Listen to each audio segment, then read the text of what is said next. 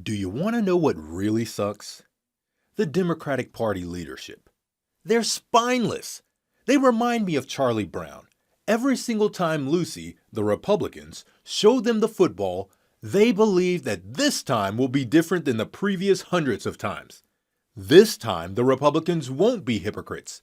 This time, the Republicans won't be obstructionists. This time, the Republicans will think about the American people and not the corporations and the rich. And then, boom. Fooled yet again. The football pulled from under your feet. You do know that that's the definition of insanity, right?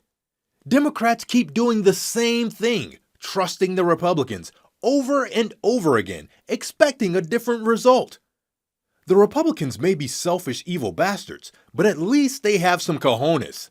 They will speak right to the camera and tell you to hold them at their word one day, then the very next day call you the liar when you show them the tape and call them out on their hypocrisy. They don't care about being called two-faced, soulless liars. They embrace it. The Republicans tell you exactly what they want. They want deregulation for corporations. They want money to be able to flood into politics. They want to get rid of abortion. They want to be able to poison your water. All these different things. They tell you, and they do whatever they have to get it. Republicans use their power when they have it. And it's not in the best interest of the American people. It's in the best interest of the corporations that are paying them. Democrats, on the other hand, want to try to pass as dignified lovers of civility. What? That's like being domestically abused, but trying to sympathize with the abuser. They punch you in the face. You say, use your words. They punch you in the face again. Frick you. You say, okay, well, let's keep working on it. The Democrats keep trying to compromise with people who have shown that they don't have any morals. The Democrats keep making concessions for a group of people who aren't going to work with them when the tables are turned. Let me give you some examples. The Democratic leadership were a bunch of jellyfish when the evil turtle Mitch McConnell and the Republicans blocked Obama's Supreme Court nominee, Merrick Garland. You had no plan for this. You had no counter. You just threw up your hands and let them do it. And when those very same Republicans who, when Obama was in office, claimed that a president shouldn't be allowed to put a justice on the court in an election year, turned around and all voted to confirm Amy Coney Barrett, Donald Trump's Supreme Court nominee, a month out from an election, all the Democratic leadership had was some finger-waving and light reprimand. That wasn't very nice. You guys might regret this in the future, someday. But we're going to stand by and let you do it. Democratic leadership is constantly being outsmarted and outmaneuvered by Republican leadership. What are Nancy Pelosi and Chuck Schumer doing to balance the power?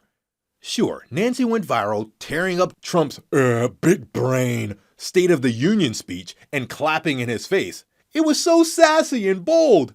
That show of opposition was good for a few pictures and memes, but what did it do to help the American people? Absolutely nothing.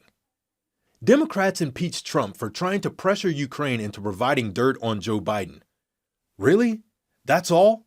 You didn't see anything wrong with Trump funneling millions of taxpayer dollars into his own pockets by constantly staying and having other federal officials stay at his crappy hotels?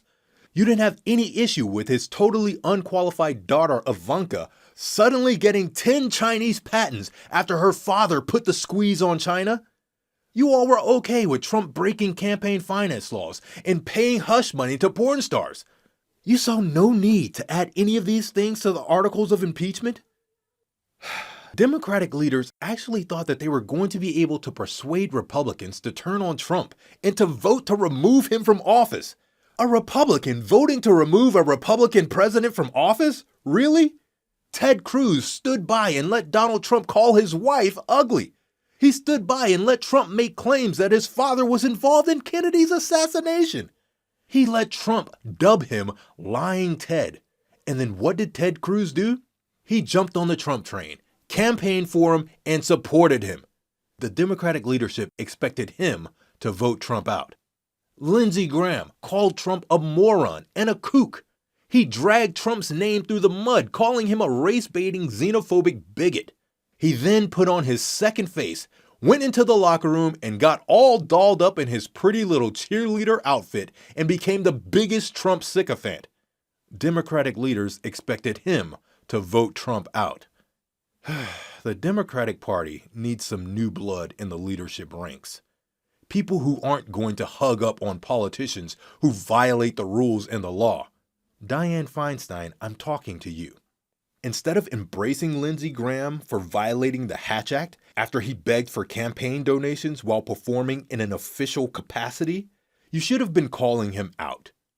I see why the Democratic leaders are so hesitant to be aggressive with the Republicans, because they're in the same boat. They're getting campaign donations from the same corporations.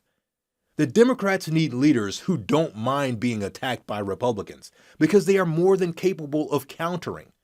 Democrats need fresh faces, progressive minds, and committed leaders who are actually going to take action and not just talk. Democrats need leaders who aren't beholden to the same special interests as their Republican counterparts that they claim to oppose. The Democratic leadership needs a makeover because what it currently has isn't looking too good. And that really sucks.